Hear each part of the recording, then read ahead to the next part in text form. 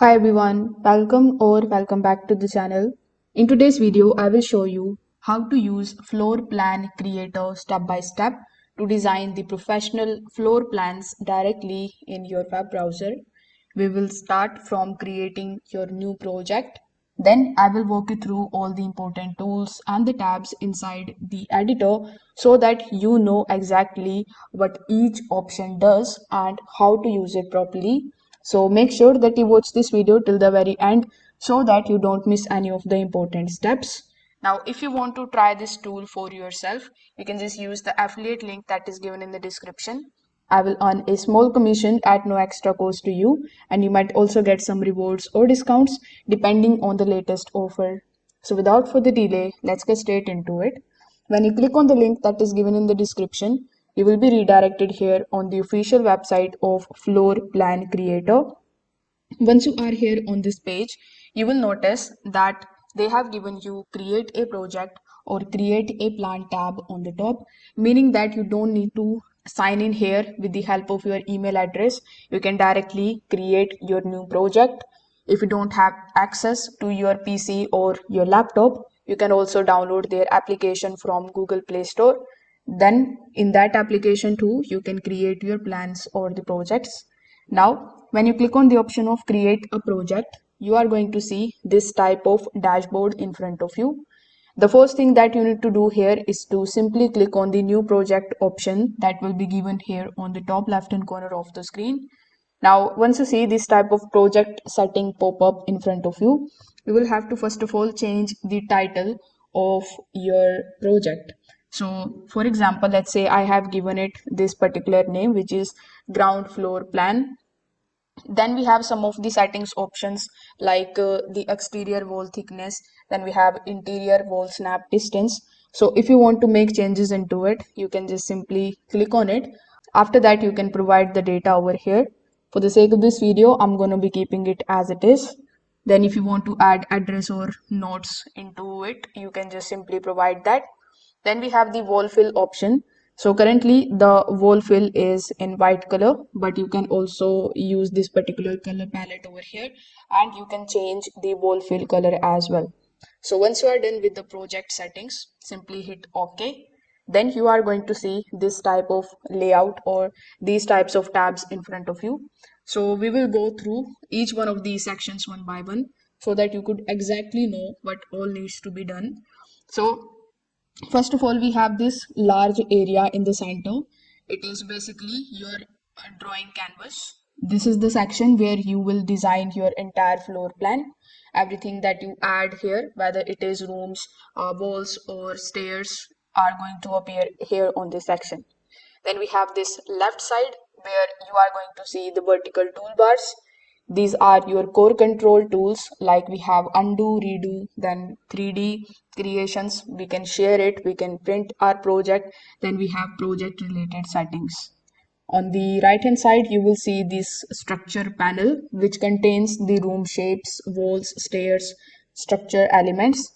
So the left and the right layout stays consistent throughout the editor, which makes it very easy for you to work once you understand where everything is. Now let's start with the structure panel on the right hand side because this is where most of your building is going to start. Over here, you will see some of the predefined room shapes, like we have the square room, then we have the L room, then we have U-shape room, the T-shape room. So instead of drawing the walls manually, you can click on any one of these, or you can just simply drag and drop them on your canvas just like so. After that, it is going to come over here and you don't need to basically create each and every wall manually. So below the room shapes, you will find the wall related tools. So when you click on the wall tools, this particular section is going to allow you to draw the custom walls freely. So this is useful when you want more control and when your layout doesn't fit the standard shapes. The next options that we have are the stairs, then we have landing, and then we have the circular stairs. So these three options are helpful when you are designing multi-floor buildings. You can also, let's say, drag the stairs into the plan, and then you can position them exactly where these are needed. You can also use this particular section in order to resize it, just like so. So we have the option of void too. So void is the option which is useful for the open spaces like double height areas or the balconies. So when you use the wall tool here, you can just simply click and drag it directly in your canvas to draw the walls. So basically you can draw the wall something like this. So once the wall is placed, you can simply just click on it to adjust its length, its angle, and the thickness. You are going to see these options of adjusting here on the top. You can also click on the edit option in order to make adjustments into it. So this is going to help you keep the measurements accurate. If you have made a mistake, you can anytime either press Ctrl plus Z on your keyboard, or you can directly click on this undo tab that is given here in the left hand side. So this is going to basically will be very handy for you, so you don't need to have to worry about any kind of errors while you are experimenting here on your canvas. Now let's just take a look at, and let's just go further into the left hand side toolbar section, which is going to basically control how you manage and view your project. So with the help of the undo and the redo buttons, you can basically quickly correct your mistakes. When you click on the option of 3D button, it is going to switch your plan in from the 2D layout to the 3D view. As you can see, we have created 4 walls in our canvas, and then I've added a stair in this particular section.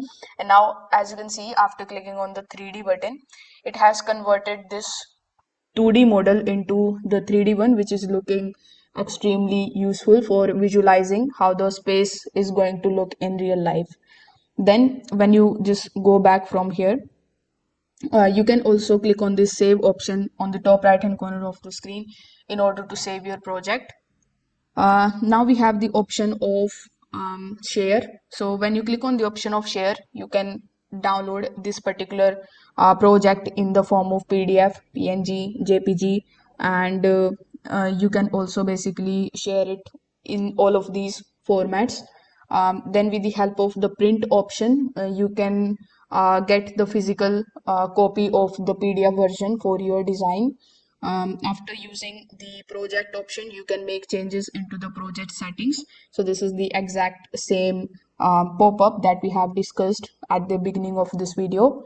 After clicking on the settings, you are going to see a bunch of different control related tools. We have the some general tabs which you can basically set the settings to default. Then with the help of this section, you will see visibility measurement units, then grid visibility, then we have the dimensions, grid, and export print. So these particular tabs are important if you are creating the plans for the professional use, so you can adjust the settings as per your own need and as per the need of your project. Then we have the option of floors as well. So floors is the option that is going to allow you to add additional floors, such as the first floor, then we have second floor or the basement. So each of the floor can be designed separately but still stays connected to the same project. So this is how, with the help of these few options, you will be able to start using floor plan creator in 2026. If this video helped you out, make sure that you like this video and subscribe to the channel. If you have any questions, you can just drop them in the comment section below. Thanks for watching, and I will see you in the next one.